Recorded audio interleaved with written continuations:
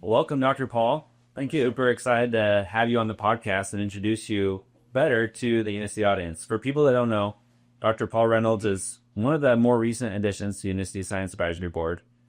It was a connection we made through our friend, Dr. Benjamin Bickman, and I, Sam Hughes, am super excited to sit down and be able to chat in depth with Dr. Paul about his expertise and how that relates to, some of the things in the Unicity world, both our products and other aspects that some people who have been to the method may be more familiar with.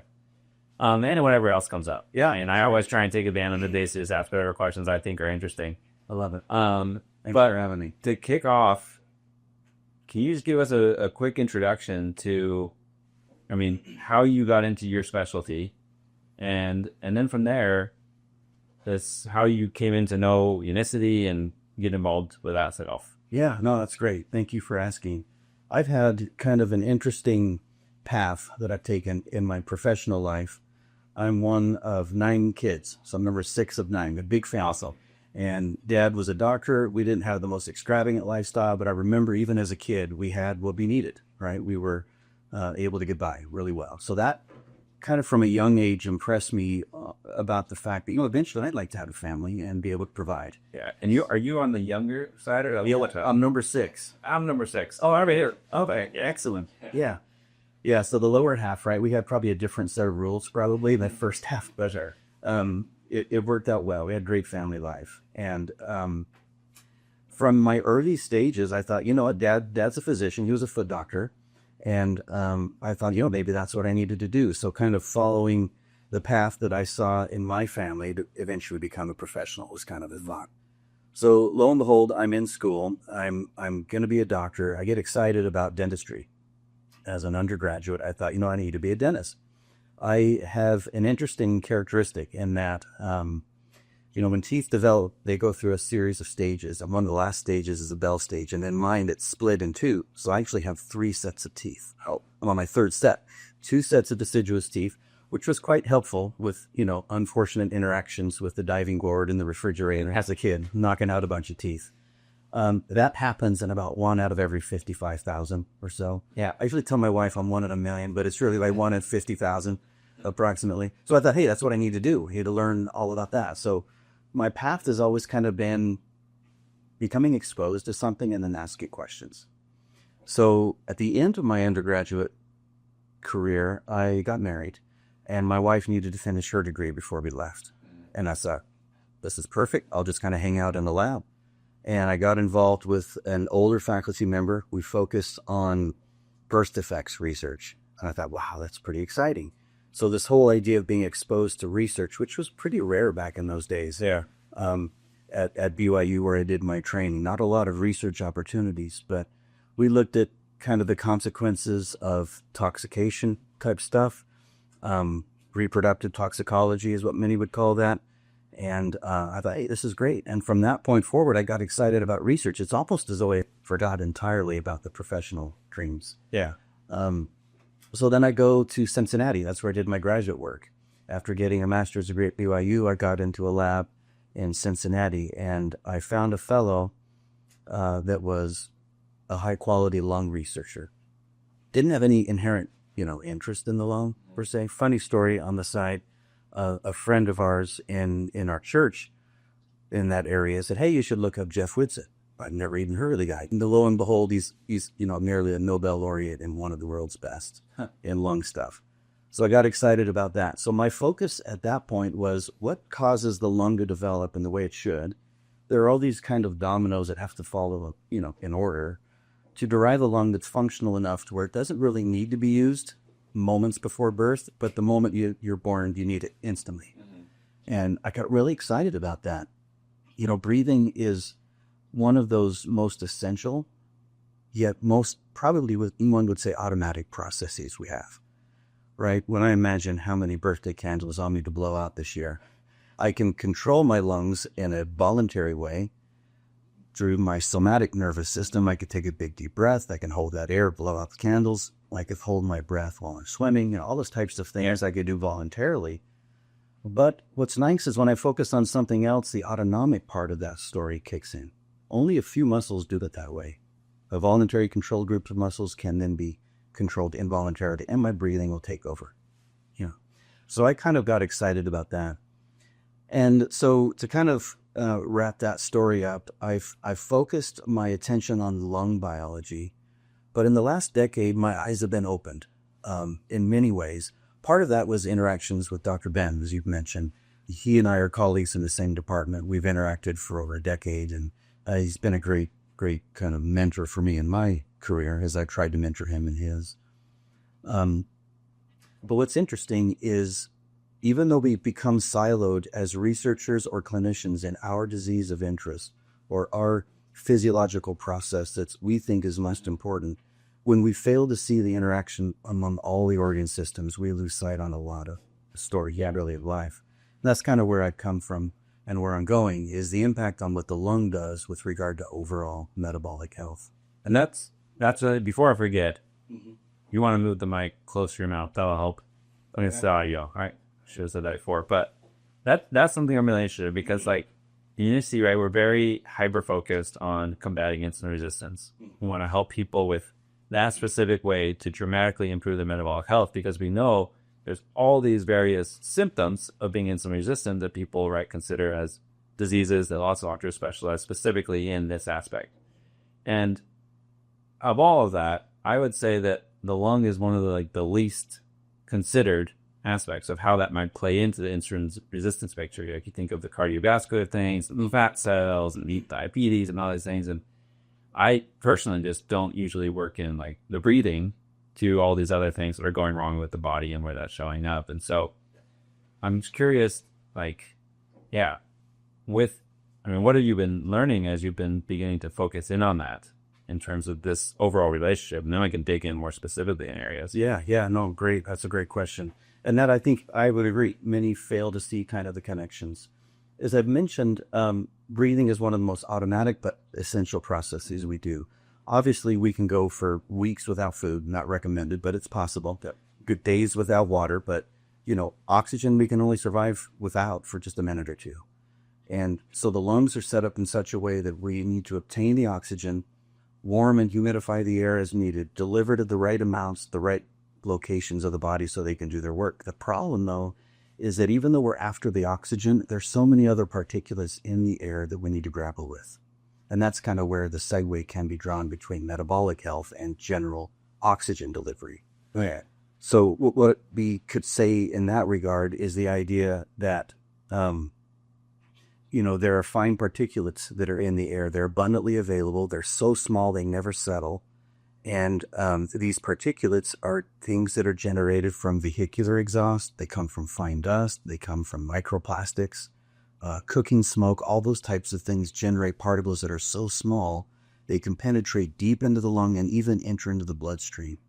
There's a lot of research that shows that the things that we breathe, obviously the lung is compromised in that case, but those same things are found abundantly in all the tissues throughout the body. So a lot of people have asked, well, how's it getting there? It's not only an ingestion type situation, it's the breathing part that is a problem.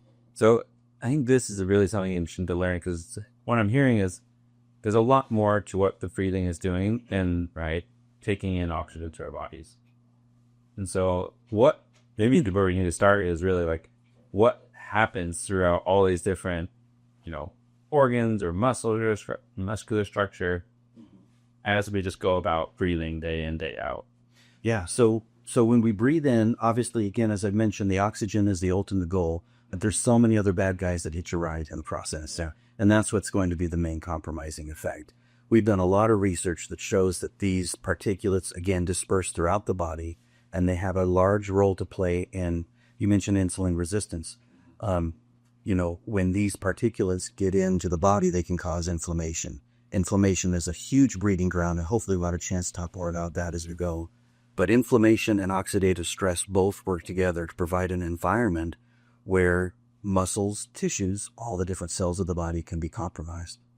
And we know so much more now than we ever have before about the idea that, yes, the lung has a pulmonary specific role, but it touches and feels all the different tissues, sometimes in an indirect fashion, but all the metabolically active tissues will also affect those types of things.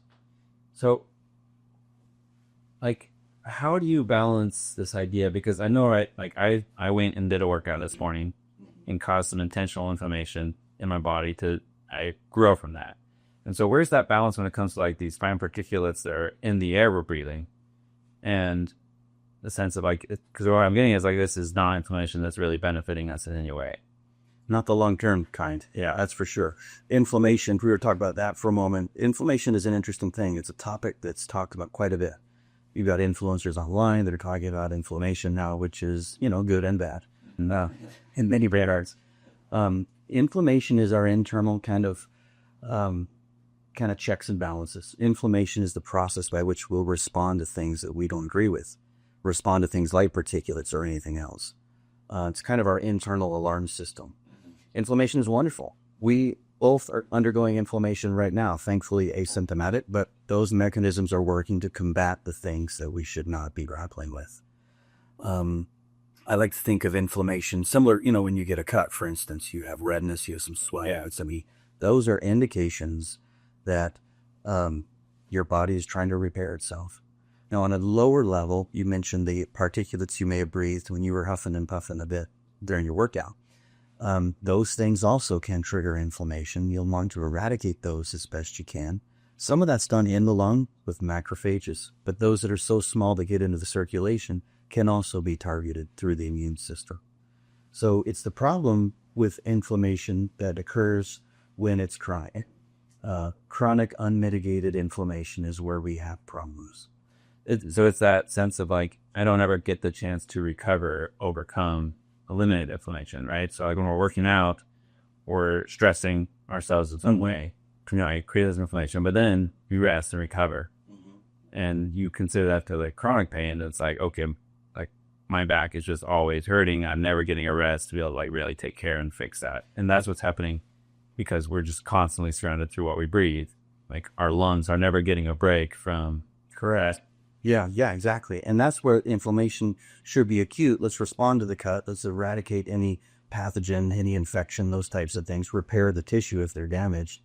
But when it's chronic, when that stimulation never goes away, particulates, for example, and that chronic aspect of inflammation runs its course, that's where you're no longer healing and repairing cells and tissues. You can actually cause damage.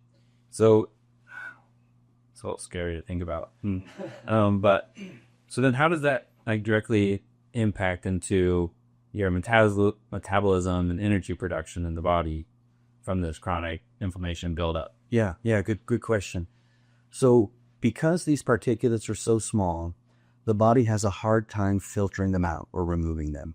I mentioned before, they penetrate so deep into the lung, they bypass all the cilia, the mucus, they get into the bloodstream, and from there they've got carte blanche. They can go wherever they want, wherever the blood takes them. And what happens is they tend to occupy in areas that are biologically active, metabolically active, and those types of things. What happens generally is those particulates, because they cannot be eradicated, they will trigger an inflammatory reaction, but also exacerbate or make worse oxidative stress. And what's interesting is when inflammation runs its course, you set up a situation where cells don't really respond very well to other types of pathways, including those modulated by insulin.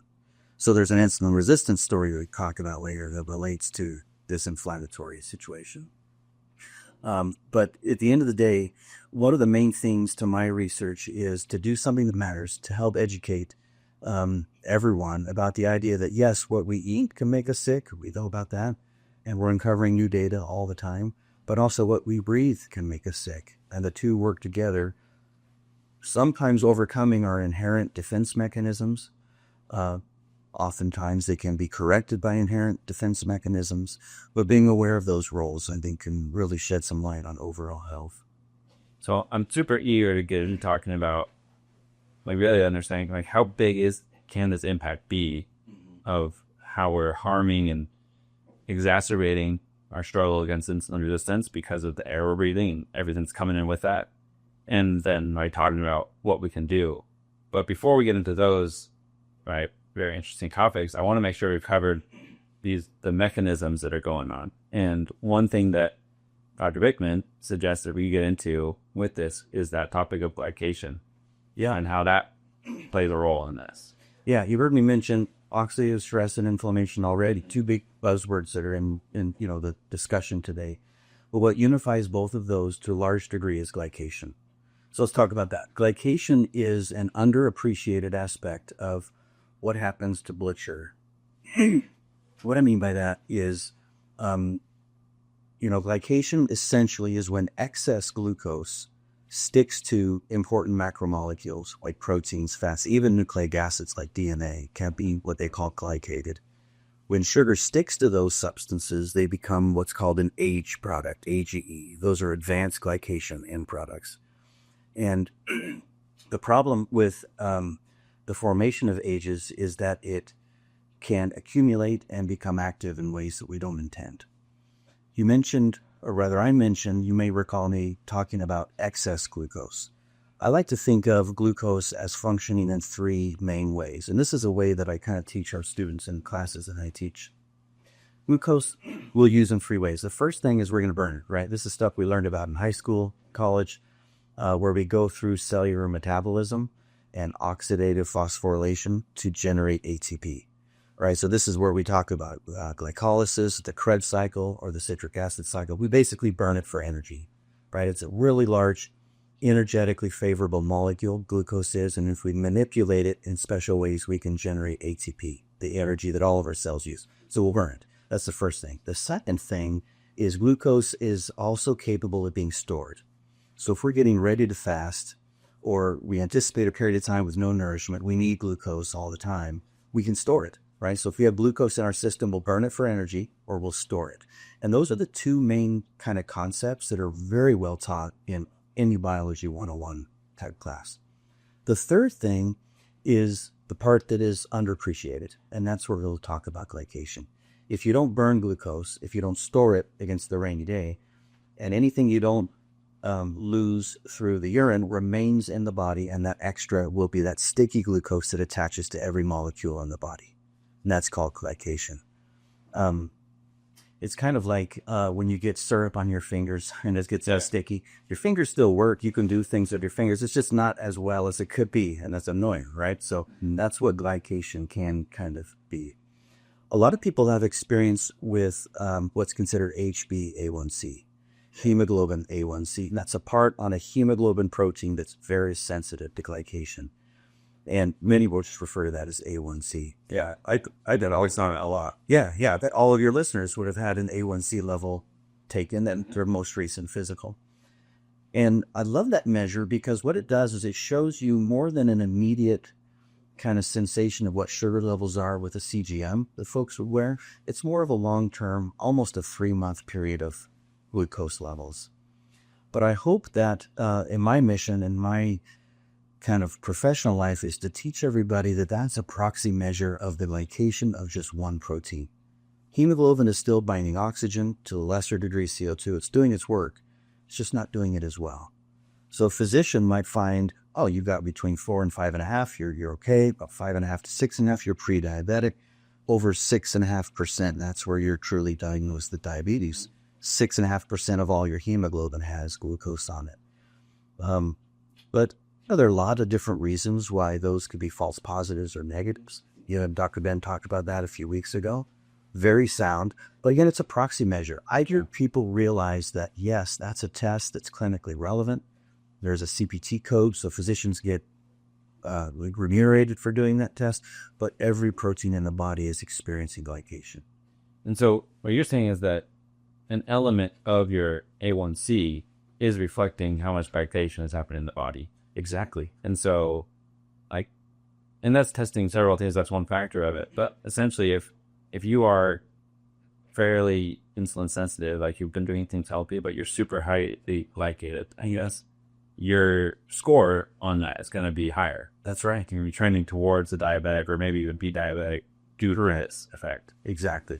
That's exactly the case. It's almost like you've got a buddy that shows up and tells you, hey, my energy bill is massive. I'm paying $700 a month now. Well, that must mean your kitchen light's on, right? And if that's the only thing you look at, you might have to lose sight of the fact that, well, the washing machine's driving nonstop. The lights in the basement are on. I've got kids, so they leave lights on everywhere throughout the house. Yeah. So you got all these different things. So yes, your hemoglobin's glycated. You may have diabetes, But let's talk about your collagen or your elastin or albumin that floats around and does important things in the blood. All the proteins that are sniffing and detecting glucose will be glycated. And that's really a harbinger of this rampant inflammation we deal with. Yeah. And very fascinating. There's a clip I saw probably 6 months ago, speaking of influencers, right, talking on the topic, but it was from the came on my ex-gate from the glucose goddess. And she was talking about glycation in the sense of like how this is essentially what is causing your cells to age more quickly as well. Right. And so, right, her focus was on, consuming sugar and like things that drive your blood sugar and are going to produce more glycation from, food that you're eating, calories you're intaking. Yeah. But I guess in that same impact is also coming when we increase our glycation from just the fine particles that we're intaking as well. That's right. It's interesting. When you talk about glycation, the final product would be ages. Those form in really peculiar ways. I'm not a chemist per se, but I know a lot about the chemistry about how ages form. They don't require an enzyme. So you don't have to wait for certain players to line up to do the work of making an age product or a glycation product. There's no energy that's required. These spontaneously just happen. If sugar and a molecule that has a carbonyl, that's a double bond oxygen, exposed, they will attach, get sticky. Yeah. Almost for lack of energy, might. Yeah, though, because right, if there's energy, then the sugar is hopefully getting used, it's getting burned, right, stored. But when there is, absolutely. And you mentioned the particulates again. Let's just circle back to that for a moment. There is a receptor for ages, and they call that rage, not the emotion, but the receptor for ages is this protein that's on the membrane of most cell types, and that receptor can bind to ages and then perpetuate a response, and usually that's pro-inflammatory, pro-oxidative stress in nature. And that receptor, interestingly, is a variable domain receptor. What that means is it's not really a lock and key with one ligand and one receptor. Think of like an insulin receptor and insulin. It binds insulin only. That's all it does. But RAGE is variable, so it can bind onto age products, hemoglobin, for instance, albumin, anything else that's glycated, but it also binds these diesel particulates. The variable geometry of the diesel also fits in that pocket. So we might get to, toward the end of our talk today, talk about some of the research that you've done. Oh, you definitely will. And it talks about or portrays this idea that it interacts with the same receptors that glycated proteins interact with and do many of the same things. Yeah, I heard him try. Yeah, I mean, it's fat talk about that. I recently purchased an older vehicle as diesel. And it's almost like, I just started using super great. There you go. We'll leave that for the end. And so what I hear is kind of like, it seems like there's these three characters that are getting, right, or that are driving these effects. You have the inflammation, you've got the oxidative stress, you've got the glycation, and my guess is that these are all interfering with each other as well. They are exacerbating it. Absolutely. So they're all kind of standalone aspects. We talked about inflammation, kind of the guardsman on the tower that watches out for bad guys and responds acutely and then you go away. When it's long-term, that's what kind of feeds inflammatory diseases from arthritis to diabetes. So we'll talk about that quite a bit today. Even cancer, right? All of these are pro-inflammatory in nature. The other aspect you mentioned was oxidative stress. That's a buzzword in the world today. A lot of people talk about it, but not a lot of us know enough about it, even the basics. I like to think of oxidative stress as an imbalance between free radicals and our body's normal ability to neutralize those through antioxidants.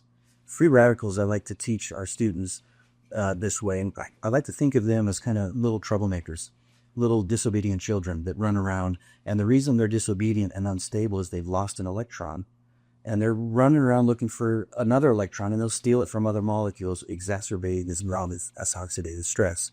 We have wonderful inherent antioxidant type behavior within the body, so we can overcome that to a large degree.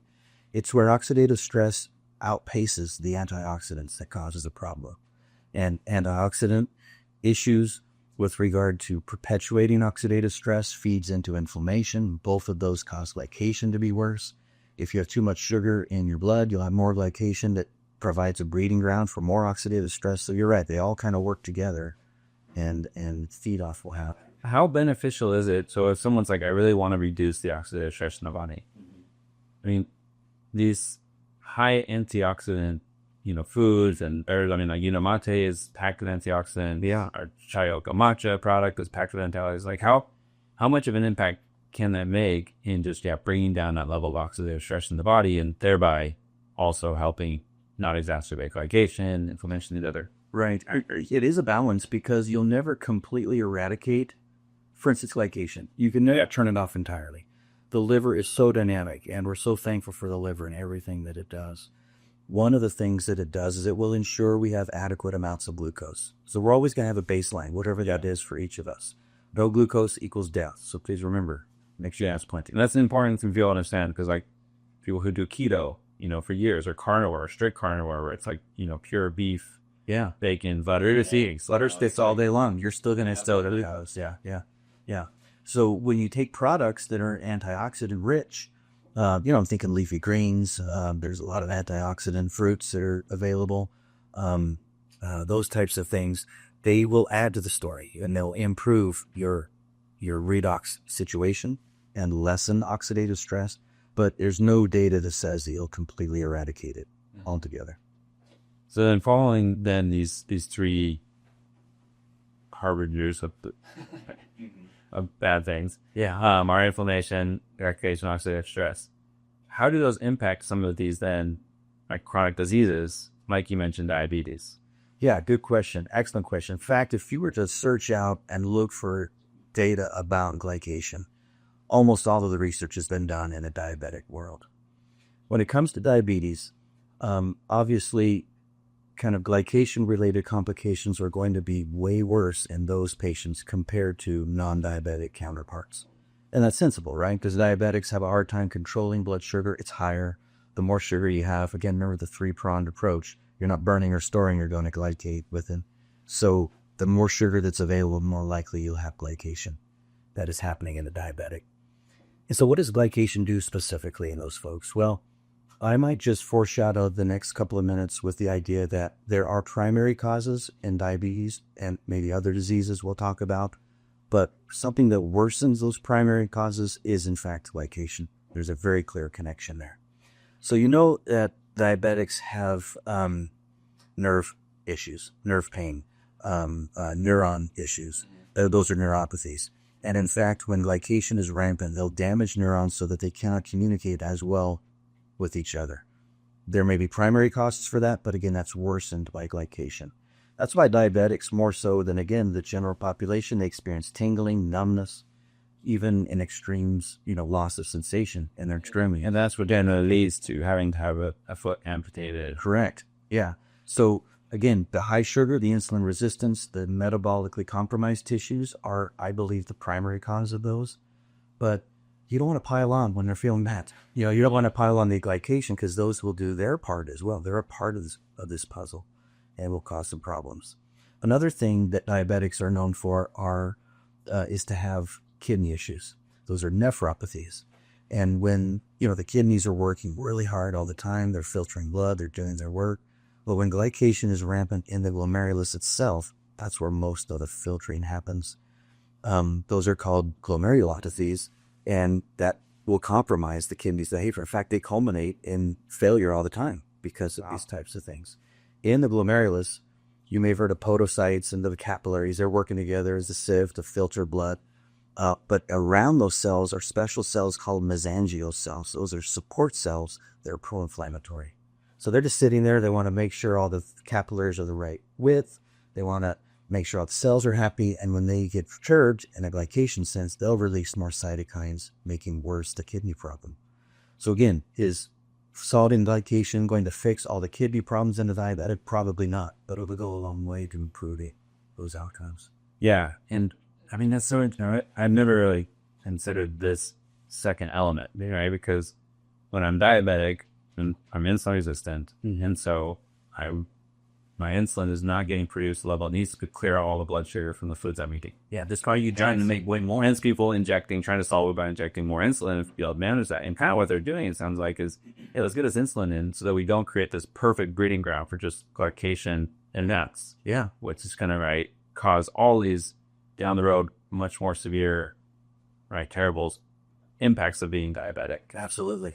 Absolutely. And when you add more to the story, you've got retinopathies. They're vision issues, right? Diabetics are known more so than their counterparts to have vision issues, even cataracts in the extremes. And that's because the microvasculature in the retinas are especially prone to glycation. You mentioned the insulin sensitivity idea.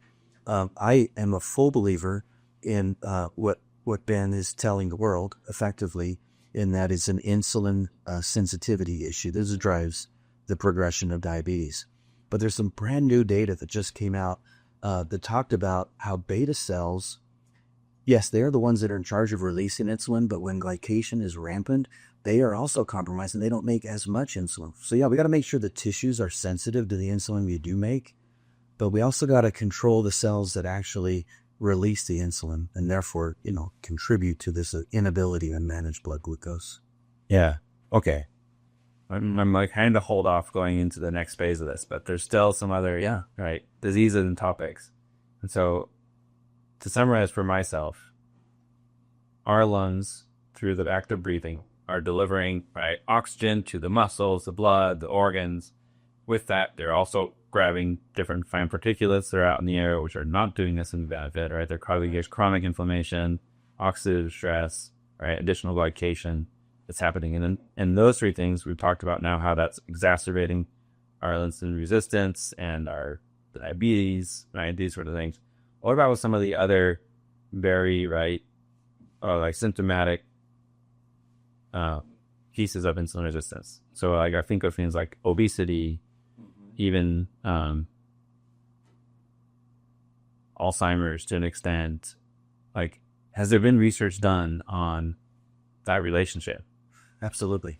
Yes, that's great. And I'm glad you mentioned that. Alzheimer's. Should we talk Alzheimer's for a bit? Yes. So Alzheimer's is a scary thing. Very. Right? Over 100 million people have some form of dementia. About 80% of those are Alzheimer's patients. So, the idea of forgetfulness, memory issues, cognitive decline, very scary topic. And a lot of research has been done over the years, over the decades really, about what causes Alzheimer's and what allows it to perpetuate to our demise. More recently, again, through the efforts of Ben and others, we're starting to identify appropriately Alzheimer's disease as type 3 diabetes. You've heard that before. Again, a huge story to be said about insulin sensitivity in the brain and what is an issue as those tissues progress toward this decline. Although glycation is not the primary driver of Alzheimer's disease, it will, in our Western society where sugar levels are too high, it will be a major piece of the puzzle. So what are some issues that Alzheimer's patients experience? Number one, neuron loss. So neurons, when they are glycated, don't communicate well with one another. And what that does is it makes individuals lose their ability to draw connections, draw memories, those types of things. That's one of the steps in this decline. When you think about neurons, there's a checkered history about the role that plaques and tangles play. Although plaque says, again, that checkered past, the tangles are a valid story. Tangles are small accumulations of proteins that interfere with nerves as neurons when they talk to one another. And within these tangles are abundant RAGE molecules and AGEs. So those accumulated proteins, are they there only because of glycation? I don't believe that's the case, but they're made much more worse because of glycation. In fact, 1% of every adult over the age of 60 will experience some form of Parkinson's disease. And Parkinson's disease, one of the main drivers is the loss of dopaminergic neurons. Those are the neurons that talk to each other through dopamine. And RAGE-AGE interactions in those neurons are very well established. Much more research, I think, needs to be done. When you think about the microvasculature in the brain, nourishing cells that are very demanding in terms of energy and oxygen, those blood vessels are also compromised. Mostly the endothelial cells, those are the small, thin cells that line the blood vessel. They are sniffing out and detecting the glucose that's high and abnormally. They can also be glycated and cause damage. In the end, this idea of inflammation is reaching its ugly tentacles into the brain as well. Glycation is not a superficial element. It's deep in the tissues as well. In this case, it's called neuroinflammation. And if there's a breeding ground for more inflammation, exacerbated by ages, in addition to the insulin story, those both will combine and cause for unwelcome outcome. Man,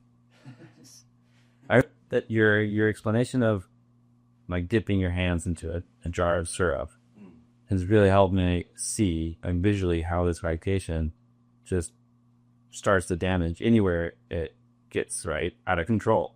Because like our bodies are such finely tuned machines, and it's been really cool over the last years that people are more trying to look at the bigger picture. Right? We do this specialization, but it's like you can't ever just look at one element of the body because it always interacts with something more. And it's getting really obvious to me in this conversation how that glycation is going to show up.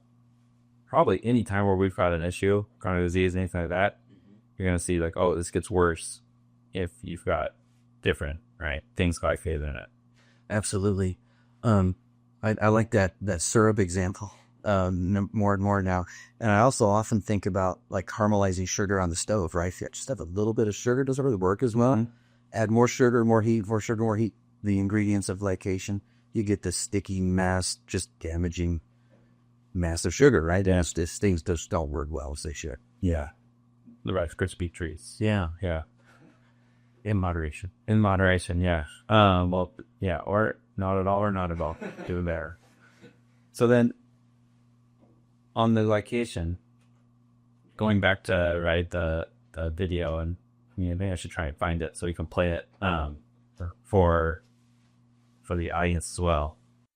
Did you know that as a human being, from the moment you're born, you slowly glycate? You slowly cook. You start to cook. Yes, like a chicken in the oven. And then when you're fully cooked, you die.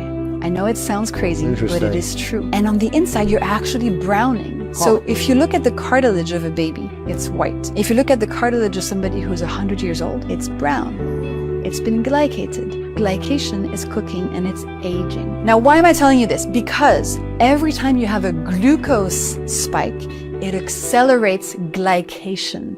Glucose causes this cooking, causes this glycation, causes this aging. So the more glucose spikes you have, the faster you age. And this shows on your skin as wrinkles, right? I'm actually 85 years old, but you can't tell because I don't have glucose spikes. And it also ages your organs within. And that's just one of the few things that happen when you have too many glucose spikes over time. Yeah, what is the impact then for glycation on skin health and aging? Excellent question. Everyone's focused on how well they look, right? Yeah. And for good reason. And our overall skin health is something that is increasingly talked about today, and different products are available more so than ever before. And the two main molecules that are involved in making us remain youthful in appearance is collagen and elastin. Those are the two molecules that have the biggest role to play in keeping our skin firm, smooth, elastic, that type of thing. But both of those are very prone to glycation. An extension of the collagen story is arthritis and knee issues, joint pain as we age, made worse by glycation. But when you think about skin, when those molecules are glycated, they lose their resiliency. They make skin feel more tough, rigid, stiff, and in some cases much more wrinkly and saggy. I like to think of it as like a rubber band, right? Who didn't like to play with a rubber band as a kid? Brand new rubber band, fresh from the store. It's very stretchy. It's distensible. You can stretch it out. You let go of it. It recoils. It's just really nice and dynamic. But imagine contrasting that rubber band with one that's sat out for too long. It's an old rubber band, sat in the sun maybe. It gets brittle. It's wrinkly. It's just little cracks on it. Yeah. And that's the same thing that happens when glycation runs rampant.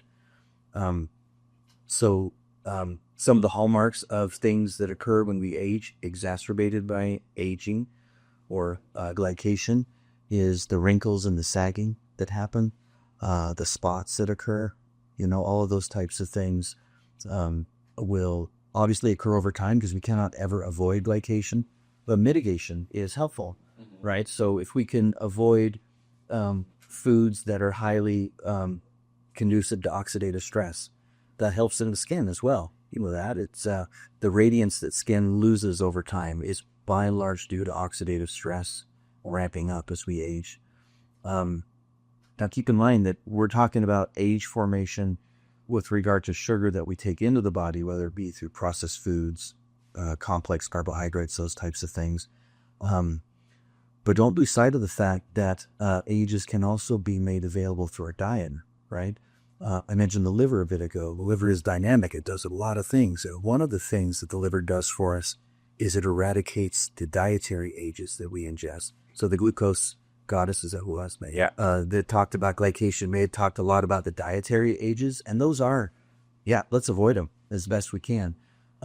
Processed sugars, complex carbohydrates, grilling, fried foods, those types of things should be avoided. But the data show that maybe about 10% of the AGEs that we ingest are actually remaining in circulation. The liver eradicates a lot of that. So when talking about skin health and aging, right? Like something that I've been doing recently that I've fallen in love with like my Unicity ritual that I do every morning, waking up, having it, is I'll have my apple spice Unicity hot, but I'll add in a scoop of beef gelatin. Yeah. So like 15 grams of pure collagen from grass-fed beef, as you get on Amazon. And I love it. I like the way it, right, thickens it a slightly bit, right, makes it a bit of a richer drink and doesn't really impact my flavor at all. And I'm just getting like this 15 grams of collagen, which is like awesome. Yeah. And I've noticed, because I used to do a lot of endurance events in the past, like Ironmans or ultramarathons, I've been mountain climbing. But the big thing that I always like run into would be different joint pain after a certain amount of time. I have to take time off and wind down to recover it. And right now in my training, and I haven't been, I'm doing it for long enough, we'll see. But like, I can already tell you still so much more fluid, like elastic kind of resets. It's green, which is something I'm really excited about.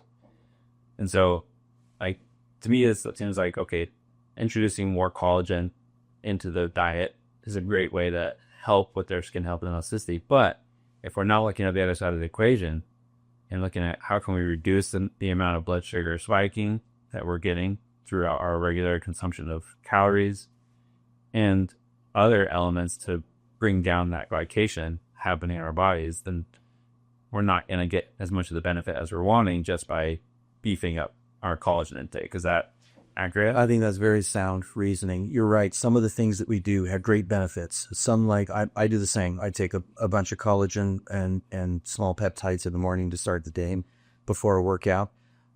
Many people have enjoyed the lubricative aspects of a beef towel on the skin. Yeah, that type of thing. Does similar things, provides an environment that mitigates to some degree oxidative stress. I always think about that, but I haven't gotten to the point of just started with the beef towel. Well, maybe in time. Yeah. You know what I like with my Unicities? I'll take it hot as well in the morning often, and put a tablespoon or two of butter into it, and that also has some role to play in mitigating some insulin issues. But yeah, I think there are some sound connections there. The key is this, as you've alluded to, is changing lifestyle with diet, and a regimen that works for you is helpful, because you don't want to unknowingly counteract some of the good things that you're doing by, eating that bag of chips when you get done with your ultra marathon. Yeah, exactly. I mean, it's true. I mean, that's why it's so critical to use whatever tools you can to avoid the blood sugar spikes. And just think of it like, hey, the more I'm piking my blood sugar, the more often I'm doing that, the faster I'm accelerating the aging process in it. And we're entering this breeding grounds for glycation, more AGEs, to be able to speed these things up. Yeah, generally most of us don't want to do. Right. And you know what? Again, the unfortunate news for each of us on this planet is that we will continue to progress in our glycation. Again, the liver glucose story, oxidative stress, inflammation is around us all the time. But there are ways in which we can slow it. And I think that's really helpful. I'm reminded of a funny story. When my brothers and I were really young, we used to go visit grandma, and saintly gal that just loved us. And part of that was she allowed us to do this experiment on her hand. If you do something like this, you just grab skin and pull it up like this and let go of it. It has a tendency to fall right back down really fast. That's in large part due to the elasticity for skin. Yeah. But with grandma, she'd let us do the experiment. We can hold it like that, and it would stay up for a while and just slowly make its way down. Again, it's going to happen as we age. We'll lose elastic fibers, but we can speed up that loss by glycating the elastin as well. So there was a role for that as we look at our ketogenic lifestyle origins. Yeah. Well, before we get into more the side of like what can we be doing, No, especially in the, I mean, for our diet, it seems to me it's much more encouraging to be like, hey, if you're concerned about insulin resistance, inflammation, glycation, avoid these sorts of things, right? Or add in tools like balance, right? Or other things of fasting you might take to reduce that. But when we're talking about the air we breathe, it's like some people might be listening to this and they live in New York City or LA, right? Places that are hubs, or, I mean, Salt Lake City in the winters, yeah, and version, they're like, well, what do I do? You know?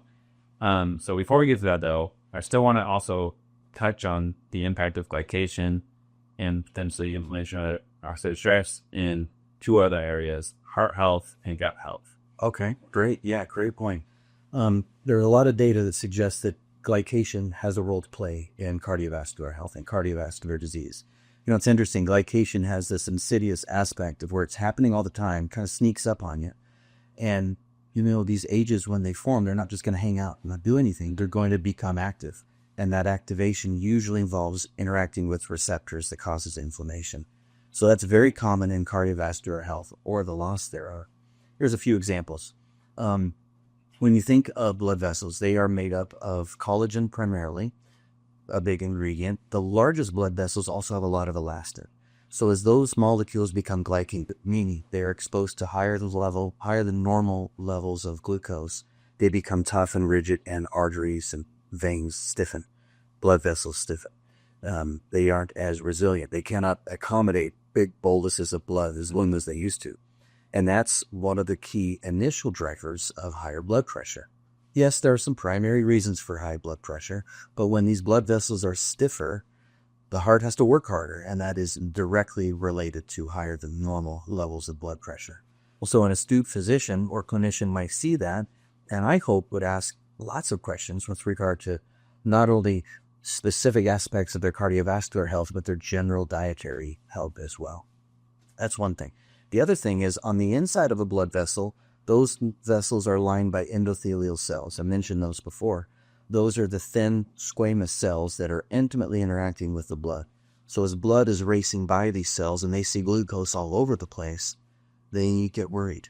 Those cells can also be glycated. Those cells can be damaged. In fact, sometimes they'll rupture and provide sites where fatty deposits, some types of cholesterols, other things can attach, and that's the start of an atherosclerotic plaque. It's not the only reason for it, and there are dietary issues why those would be rampant.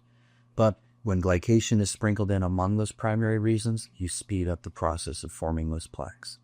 So in a cardiovascular world, you know, you're well on your way to a heart attack.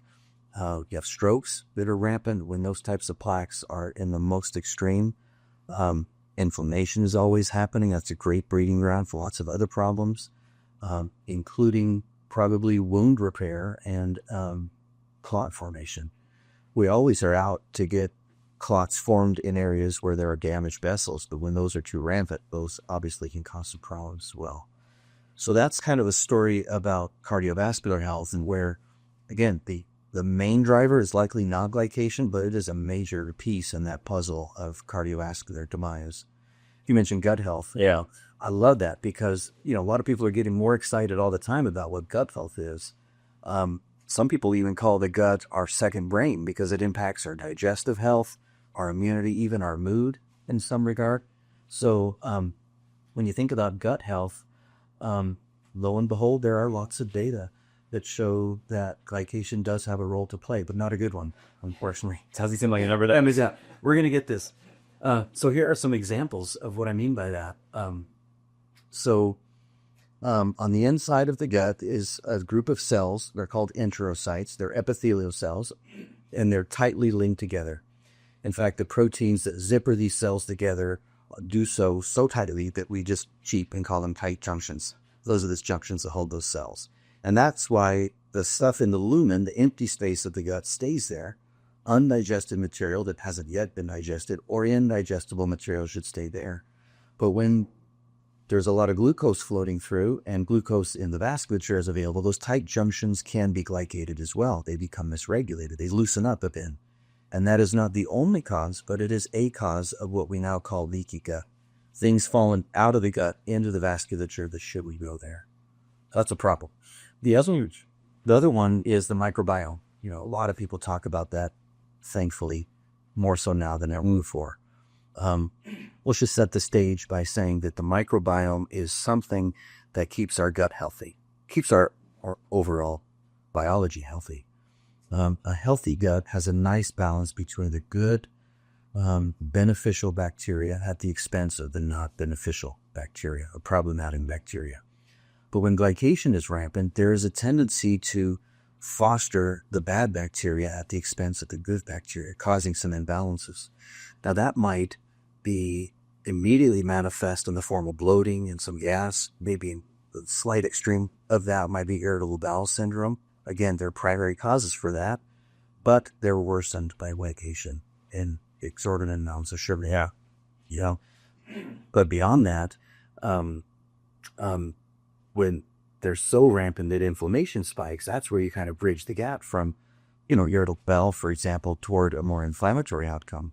Ulcerative colitis or Crohn's disease, again, they're primary causes, but they're so much worse in patients that have an inability to control their blood sugar and therefore rampant glycation.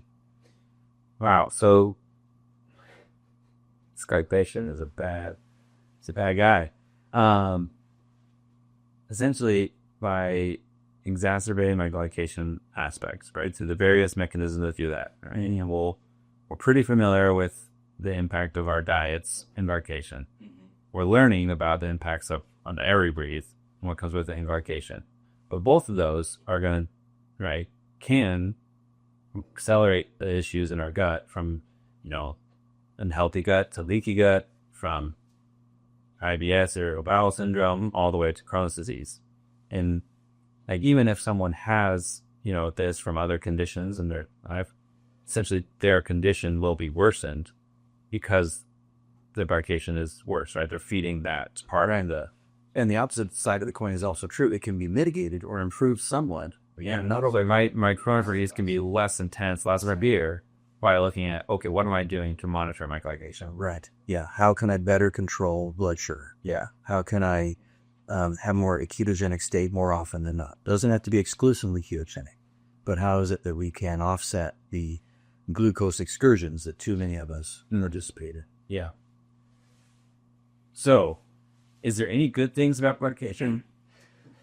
I hear that question all the time because my background and training is mostly in developmental biology back in the day.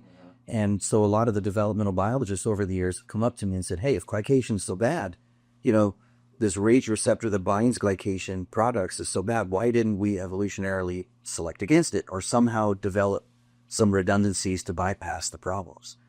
And I think that's a good point initially, but maybe a bit too superficial, if you would allow that. I mean, I almost think evolutionarily, maybe we kind of did, right? And it's we just re-engineered our environment and what's going in to all of a sudden, our evolution, our biology, we weren't built for this. Right. And we are exposed to so many more things that we ever have, never had been in the past. But I think where I kind of hang my hat is on the immunologic aspects of living here. This is a dirty world, right? There are lots of things that we grapple with. And if we didn't have a mechanism to sense, oh, wow, that's a bad thing, let's perpetuate a response, then those things would accumulate to, I think, our sooner demise rather than later, if that makes sense. So we have the ability to respond to glycation mostly so we can try to make correction, I believe. We can detect glycation. We can induce inflammation. Oh, that's a bad thing. Let's correct it and move on. Please remember to turn off inflammation when you're done. Is kind of the goal.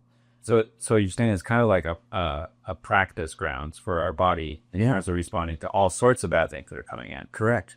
Yeah, when you look at our diet a couple of centuries ago, we'd never had all this processed stuff. We never had foods that came in boxes with barcodes, right? Yeah. So we're exposed to things we've never been exposed to before, but the inherent mechanisms by which those cause problems are still there, thankfully. And I think despite all the scary part of the story that I've shared with you today, there are some silver linings to this, right? If we can correct that, remove some of those excursions as best as possible, then we'll make some good improvement. Yeah. All of this is really helping cement even more in my mind, the idea that, there is no magic pill, right, for resolving these problems. It's nature is out to get you in so many ways.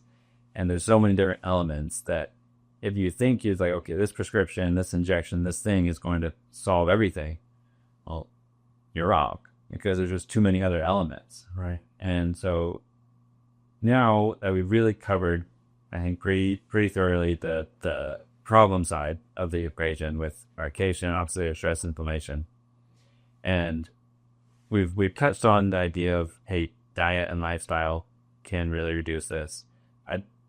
I want to spend a little bit more time on the lifestyle aspect, because where diet, I think, like from our conversations with Ben and just in general, we really understand, at least in the Unicity audience, like, yeah, you want to reduce the amount of blood sugar spikes, right? By lifestyle changes, by implementing tools like adding the right balance to your meals to just bring that down. It's just giving your body like this much needed escape from it. But what are the different lifestyle things, whether that's exercise or other things, that can also help us to reduce the glycation or these other elements? Yeah, a good question. There are a few things that we can do that come to mind that would be quite helpful. Some of these are easier said than done, but they are things that, when we address them over time, can lead to some improvement. Number one is this idea of stress, right? Who doesn't deal with stress? We live in a stressful environment. A lot of us work at cubicles. We work long days. We're dealing with financial issues. Lots of stresses all around. So a way to mitigate that stress, any way that you can go about mitigating that, would be quite helpful. The stress hormones are cortisol and your fight or flight hormone, epinephrine. And when those two run rampant, then you have some issues. You can't survive without them. That's a fatal enterprise. But mitigating the spikes that occur in that area would be helpful. Part of the story that overlaps with the stress mitigation is good sleep. So, I had periods in my life where I slept better than others. I sleep quite well now. I think mostly because I might do a bit more nasal breathing than I have in the past. But good sleep is something that will slow down or mitigate the inflammation that many of us deal with. But as I think what comes to the top of this list is, as is the case with most things in health, diet is the key. We've mentioned several times, focus on, the leafy greens, for example. Those things that are antioxidant rich are very helpful. You mentioned fiber. We've done some research in our lab that focuses on good and natural fiber, the type of fiber that's in balance. And fiber is great because, as you mentioned, it reduces the postprandial glucose load. You get a big spike when you eat, and that persists for a period of time, usually up to 3 hours. And so if you can reduce the area under the curve with good fiber, that's quite helpful. Directly, what that'll do is help you with your insulin resistance. A wonderful story that Unicity is doing an excellent job getting out into the world. Let's make our tissues more insulin sensitive so that we can be more healthy. But this indirect addition, that what's happening is, if glucose is lower, insulin is more sensitive, so you can store glucose better. You're nailing at the crux this issue of glycation, right? There's not as much glycation or glucose of the third variety, burning, storing glycation. And if you don't have as much glucose, you will mitigate the amount of glycation. And that's probably where most of the story is. But same is true for, the microbiome. I mentioned that a bit ago. Yeah. If you can control sugar better, there are ingredients within fiber that help to foster a more effective flora, enhancement of the beneficial microbiome as opposed to the harmful one, makes us more insulin sensitive as well. And again, the more insulin sensitive we are, the more we'll take that glucose, even though there may have been a Rice Krispie treat on the beginning of that story, take that glucose and store it better in cells that are willing to receive it if they're sensitive enough. And thus cut back on the glycation as well. Yeah. And so by investing in improving my insulin sensitivity, my metabolic flexibility, I'm creating a situation where, I can live my life and, have that treat, because my body can handle it and store it or use it or burn it. Which probably goes into a lot of why people are seeing so much benefit from, they have a big meal, they eat some things that were indulgent, and then going on that walk. We're like, either going up and doing some body weight squats, somewhere to try and, help my body to use this energy. Exactly. Take the stairs when you can, get off the couch, just move it. Any exercise that you'll do is the best thing. Just keep moving. Yeah. So then how about now, with your specialty on the other side of this. I want to I think for the most part in the wider world of people do even listen to Dr. Bickman, they never consider the fine particulates and what they're having, what the impact that those are having in these mechanisms of exacerbating glycation, inflammation, oxidative stress. So what do we do? Like about the particulates? Yeah. So a lot of us do live in environments that we can't do much about, that we have a lot of pollution that we're dealing with. And we've made a name for ourselves in the area of studying diesel particulate matter. I'll call that DPM. Diesel particulate matter, or DPM, are small combusted pieces of diesel fuel that, again, abundantly available in the atmosphere. They're so small, many will call them PM 2.5. That means particulate matter that's less than 2.5 microns across. Really small. A micron is a millionth of a meter, itty bitty. So these are so small, they bypass all of the defensive mechanisms in the lung and get into the bloodstream. Yeah, it's like you're not putting on a mask and preventing these from getting. Yeah, no, they're in this room. They're everywhere, and it's just what we deal with. Now, thankfully, we have some great protective mechanisms. You should not get rid of your diesel truck just yet. No, don't do that. There are some great mechanisms, and healthier folks will enjoy those, I think, to a greater degree than those that aren't. But we studied, like I say, for a decade and a half or so, the consequences of diesel particulate matter. We have found, as well as others have found, that yes, the first point of contact based on our anatomic interposition with the environment, the lung is going to be compromised. The lung will have some inflammation that is activated by excessive diesel. But more than that, we and others have found that those particulates are everywhere. They're in the brain. They're in fat tissue. And that's kind of where Ben and I focused our research in the most recent past, is the consequences of what happens with diesel breathing, fine particulate breathing, on fat cell biology. And this is a really interesting story for you, because from what I understand, there's two kind of stories to this study. And so there was the initial study that was done with the diesel fumes and showing what our product Super Green can do for it. And then there was this later discovery when you're like, well, let's look closer at the fat molecules in these. Yes. And so I'd love for you to just walk through, what was the initial purpose of the study? What did we learn? What were the findings? And then when you revisited that, now what are you learning? Right. No, that's a great segue, and thank you for doing that. We've been interested, like I say, in diesel for a long time.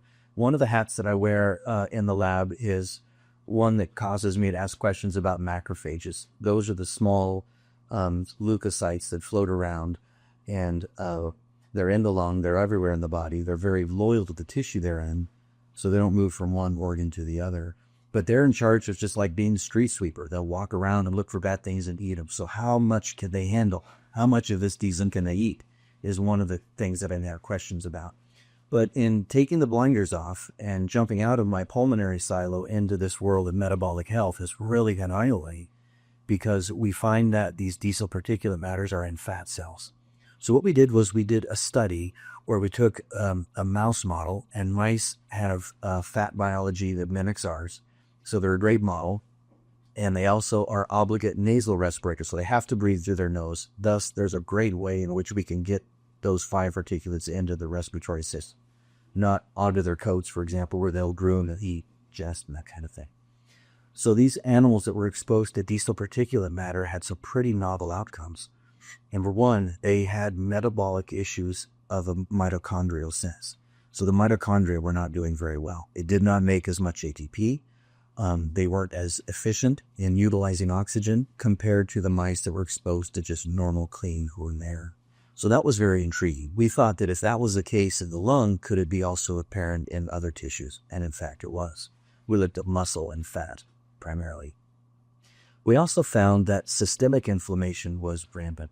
So again, inhaling particulates in the lung a generation ago would have caused scientists to think of lung disease only, but it's so much more than that. So when we looked at blood that was throughout the whole body, we found there was an increase in pro-inflammatory cytokines. Those are small molecules that recruit white blood cells to do inflammation, cause migration of other cells, breaks down natures, all those types of inflammatory problems. So those were increased with diesel, which we anticipated, and lessened, of course, in comparison to the controls. But then, as you mentioned, after the fact, we wanted to look more specifically at the morphology or the shape of the muscle cells. Muscle is so cool. Fat cells. I'm thinking fat cells are so cool because the way we store fat is directly related to our overall health status. And what I mean by that is fat is an energy reserve, for sure. It's an endocrine gland. It secretes hormones, and it's also a modulator of inflammation. So when we have fat cells that are really large, and over time they get larger, that's called hypertrophy. That's the unhealthy type of fat. And that the way we store fat like that is directly related to the obesity epidemic that we experience today. As opposed to that, if you proliferate the fat and make more fat cells that are smaller in nature, that's a more healthy way to store our fat. So we looked at fat cells in animals that were exposed to diesel and found that they were in fact larger than the fat cells that you found in the controls. So really mind-blowing in terms of, let's talk about a pulmonary assault, particles that all of us are breathing all the time, and look at some of the biology. We started to see some pretty intriguing outcomes. Yeah, I mean, essentially that's saying, okay, by breathing in this pollution, which is inevitable. I mean, there's places that are cleaner. I know, like, Puerto Rico is one of some of the cleanest air on the planet. At times, the cleanest air on the planet. But in Las Vegas, it goes up and down. It's a city of 2 million plus people. And you have places really inversion, right? You have places, India, right? Delhi, where it's like a day outside is again for a year, a bag of cigarettes. Yeah. And so all of that, though, is just feeding. It's making our metabolism struggle, right? It's no longer firing all cylinders. We're not being as efficient. Yeah, you got the brain fog, you got memory things, you got all these things. Yeah, working through your advantage. Your fat cells are becoming more insulin resistant, which means that they're getting larger, more hypertrophic, and more prone to that. So, what do people do? Right? Yeah, that's a good point. So I mentioned all of those bad outcomes, and not to scare people, because you're right. In various areas throughout the world, there's a dynamic change from one place to the other in terms of pollution. And note that even though you might live in areas that are highly polluted, you do have an accentuated immune system in some regard, where those macrophages are going to eat as much as they can, burst, and then eradicate the material. So you're still working really hard to do that, but why not make the system a bit easier to do that, right? Why not help in ways that we can? So what we did was we looked at chlorophyll as one of the potential sinks that we can throw all these glycation products and ages into. So specifically what we looked at was chlorophyllin. Chlorophyllin is a water-soluble derivative of chlorophyll. Chlorophyll is the green pigment in plants. And it's well known even before we talked together with Unicity about these products. The literature is very supportive of the idea that it's antioxidant in nature, can bind toxins even quite well. And these, small metabolites and small particulates are toxic in nature in abundance. So we already had kind of a feel that may be quite beneficial. And so we expanded the study where, again, we have room air controlled animals, and then those that are exposed to diesel particulates through their nose. And then a third group are those that had the same diesel particulate exposure, but also had free access to chlorophyllin, the main ingredients in super green and other chlorophyll-based products. And wow, we started to see some really nice correction in that regard. It's not going to be the whole story. We do need to learn a bit more maybe about why it's doing it. But what chlorophyll is probably doing in this article is it mitigates the inflammation. So we saw that animals that were exposed to both diesel and chlorophyll had lower levels of two important cytokines in the body, TNF-alpha and interleukin-6 or IL-6. Those are two of the first responders to exposure-based assault. So that was very nice to see that had a nice role to play there. We also saw that the mitochondria were more healthy, so they were able to utilize oxygen more efficiently, and ATP levels were restored to control levels. So the energetics involved were quite nice. But I was most intrigued about, again, fat cell issue. Yeah, right. Again, it's a qualitative measure. We didn't look at every fat cell in a mouse, but hundreds of them showed us that fat cells are getting larger with diesel exposure, and the degree to which they grow is lessened. It was rescued, not entirely, but almost entirely, by this chlorophyll exposure. So, Yeah, very, very exciting information. It's so good. I mean, it's so exciting because you have like these mice that are just breathing clean air, and it's like, okay, we're not seeing these effects. You have mice that are having the diesel fumes, and it's like, oh my gosh, look at all this hypertrophy in their fat cells. And then you have the ones that get the chlorophyll, right? They're also consuming this when we get in super grain, and it's like, oh, most of that hypertrophic effect on the fat cells is not. yeah. You know, it's still it's better to not be sucking down diesel fumes at all. But if you can't avoid it, then this is like one of the best measures that you can put up. Yeah. It's kind of like, hey, I'm going to my family's, party for Dad's 70th birthday.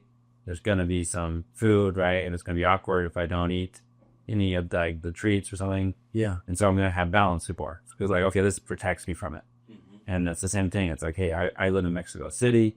There's nothing I can do to avoid being assaulted by fine particulates everywhere I go. Yeah. And so I'm going to make sure that I'm like consistently consuming this chlorophyll, have a really quality source for it to give myself like, oh, this aid, and hey, let me just reduce these effects. Let me get rid of it. Yeah, exactly. And I love the way you put that, is the natural aspects of chlorophyll or chlorophyllin, much more than too many other products out there that are highly processed, and you're not getting what you're paying for.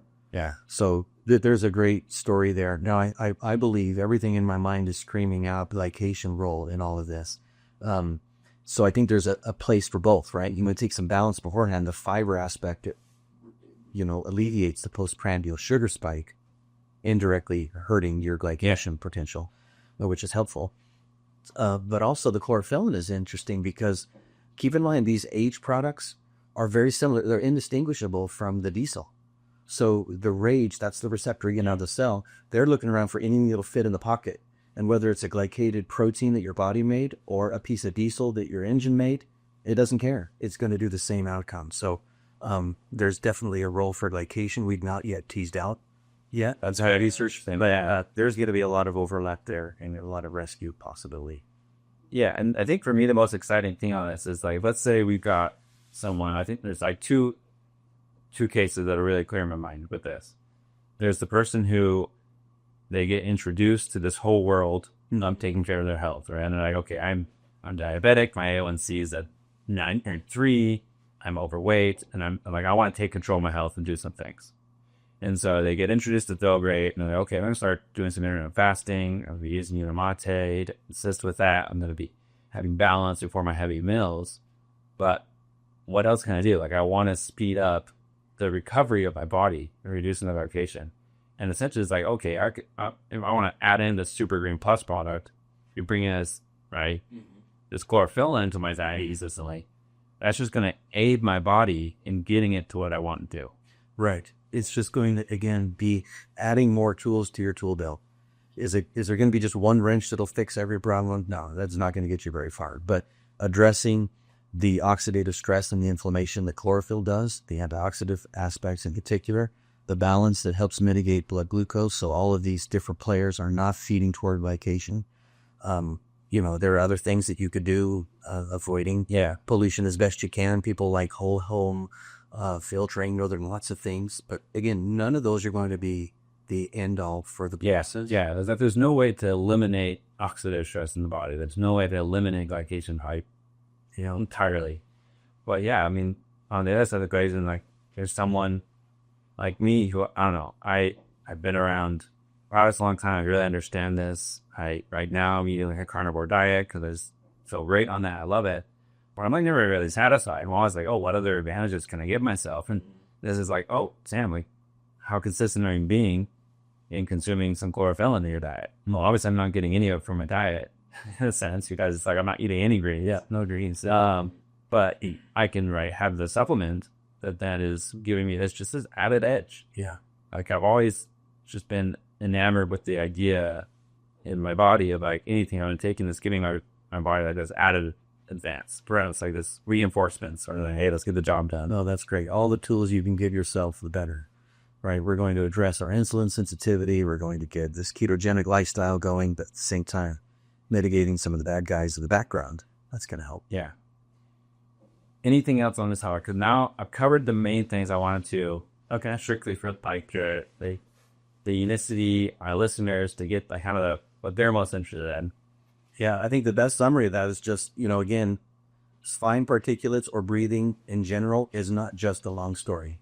It's going to reach into all aspects of health. The more we appreciate that, the more we'll move our own needle. So now I have other questions that was interesting for me. So hopefully other people find them interesting as well.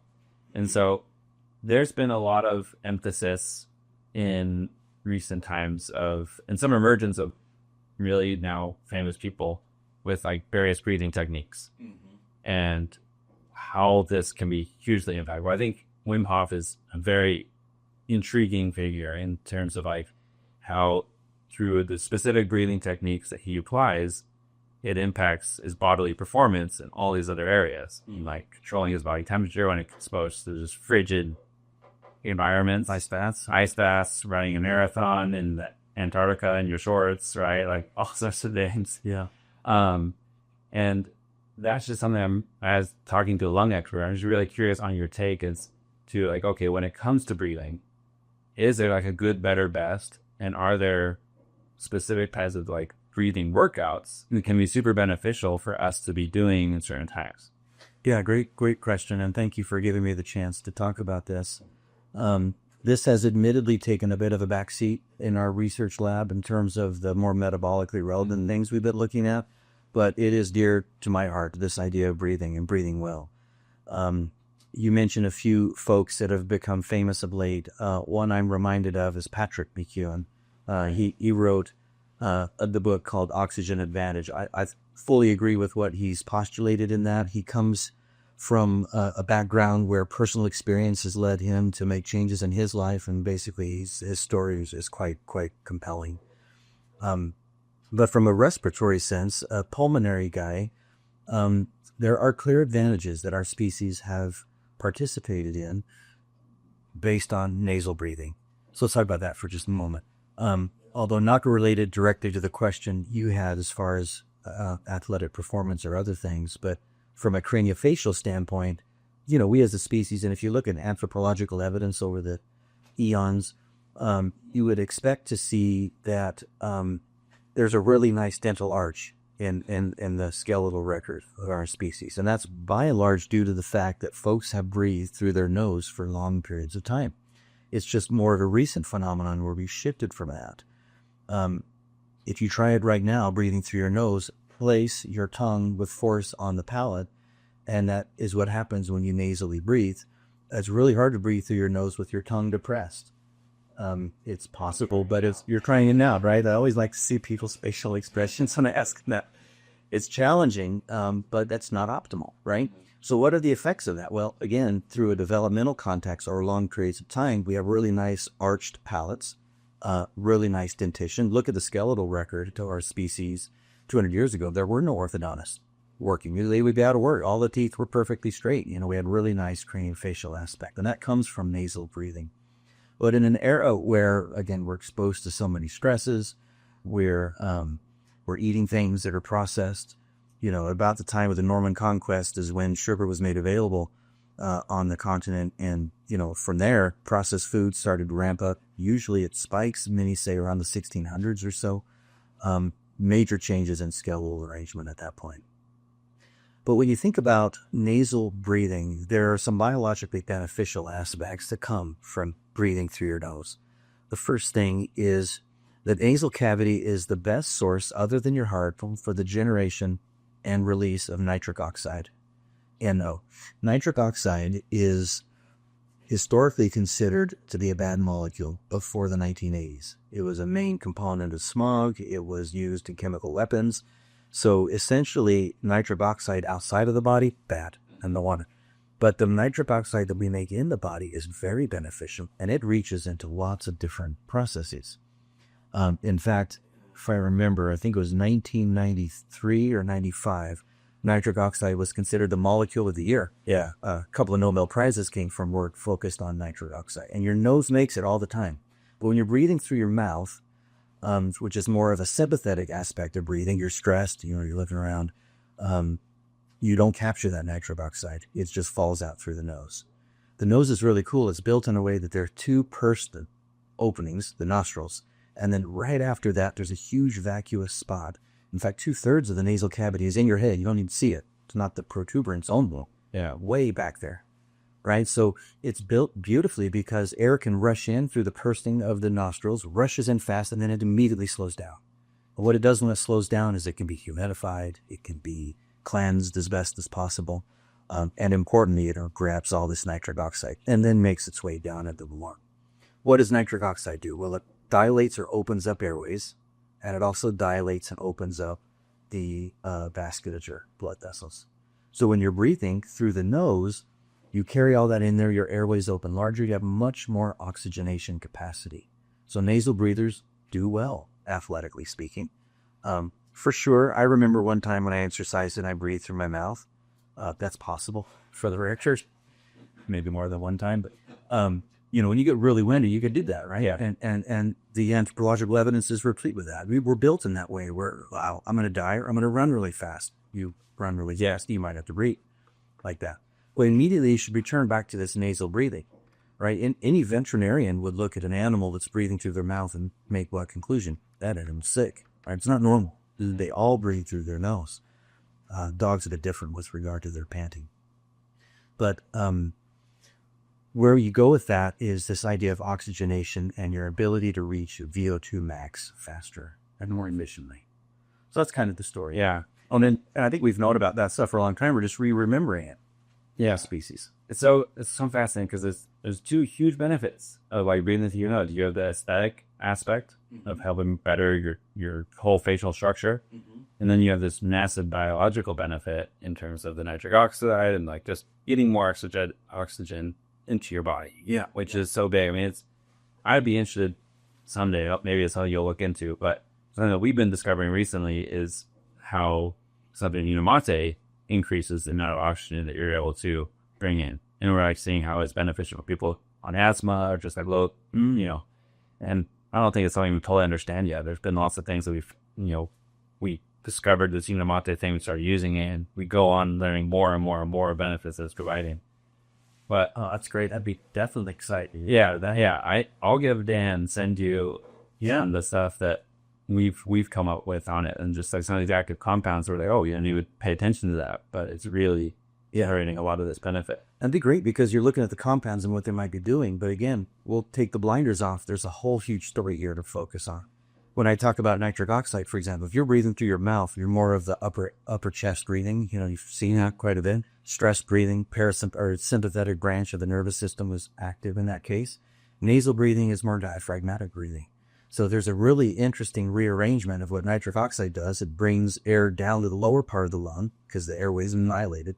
But nitric oxide also manages vasculature. So it brings blood, which is mostly in the bottom of the lung, more toward the apex top. So it's a really nice distribution of oxygen and blood. We always want that. We want 100% in a fusion rate. Air and and blood should match perfectly. But we have too much air up here, too much blood down there. We're just breathing too much, and it's not helpful. Yeah.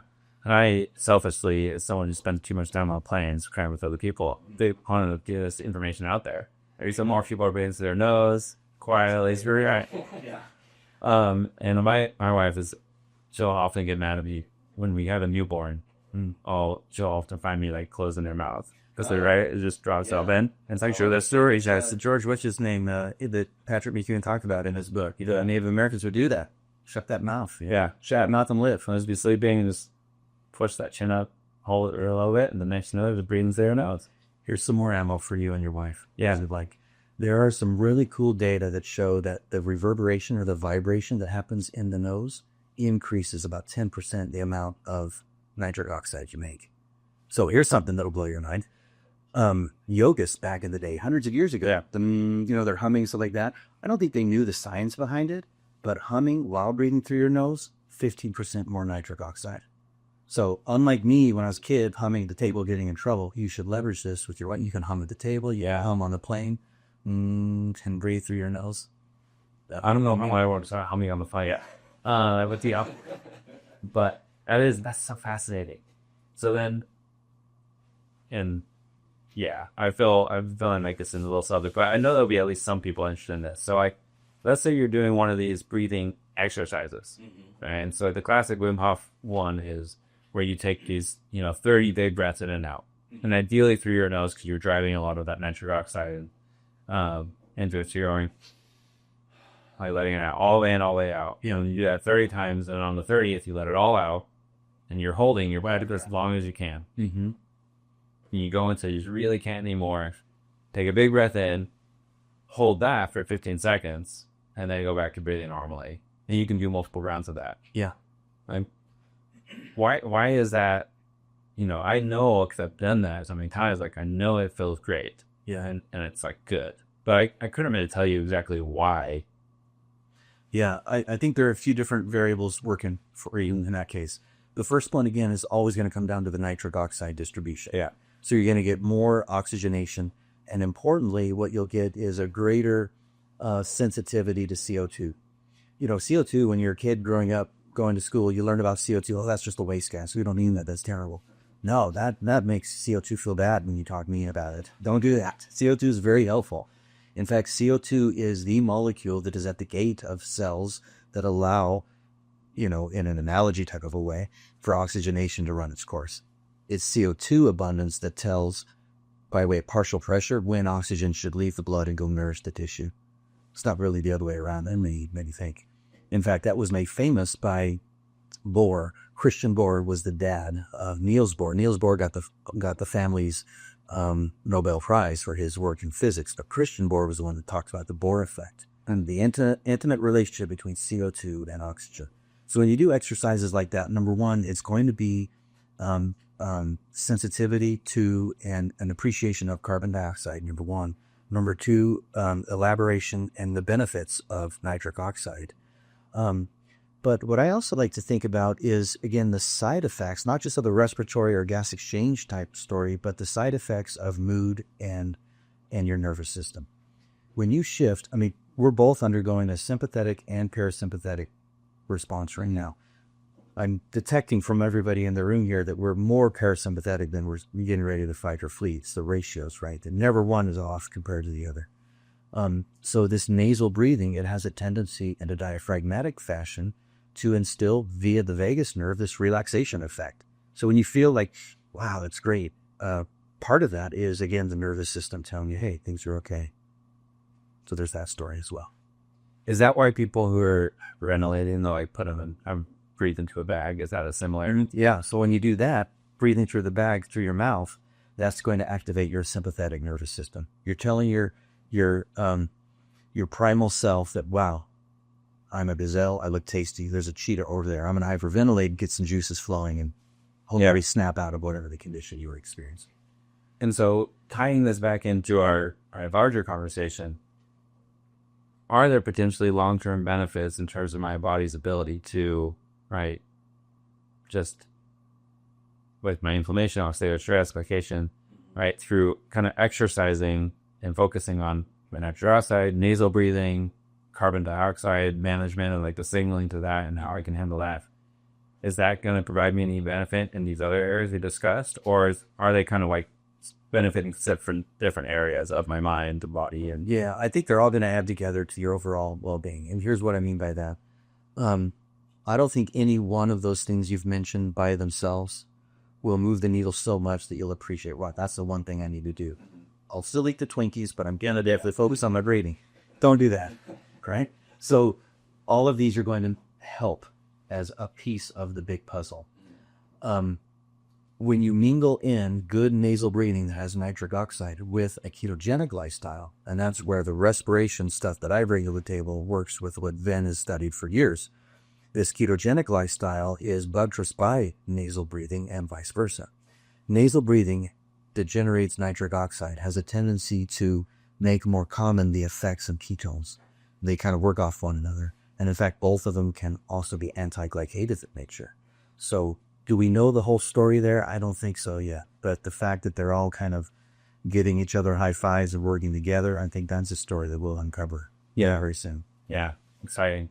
You'll be the guinea pig. Should we do that? I'm the guinea pig. I really am. I've been doing it for my whole life with Unicity products. So I'm looking forward to that story about the breathing and the Unimate in particular. yeah, cool. Yeah, I'll look that up right after this. And so, well, before we wrap up, Paul, is there for people in the Unicity audience that want to learn more about the work you're doing, or anyone else who's listening to this, is there anywhere where you recommend them taking a look or finding more info? Yeah, so I'm just kind of beginning to establish kind of a social media presence, doing my one little part in the whole world of social media. So they can find me there on any of the platforms. I usually post small little snippets of our research or ways in which these products can help with your overall health, aspects about glycation and how it impacts, different disease states. All those types of stories are common out there. So they can look me up that way. Okay. Or what should they look up? Dr. Paul Reynolds? Yeah, Paul Reynolds, PhD. Paul Reynolds, PhD. At Paul Reynolds, PhD. X, Instagram, Facebook. Got it. Well, thank you. Thanks for coming into Las Vegas. It was a pleasure. That was a lot of fun. Yeah. Well, I appreciate a lot of fun. Super interesting for us. And we'll look forward to having you back and having you. I think people will start seeing you at different, events, or pull you out to speak to us in person, that people ask some questions. And that'd be wonderful. Very, very fun times. Yeah. Awesome. All right. Thanks again. My pleasure.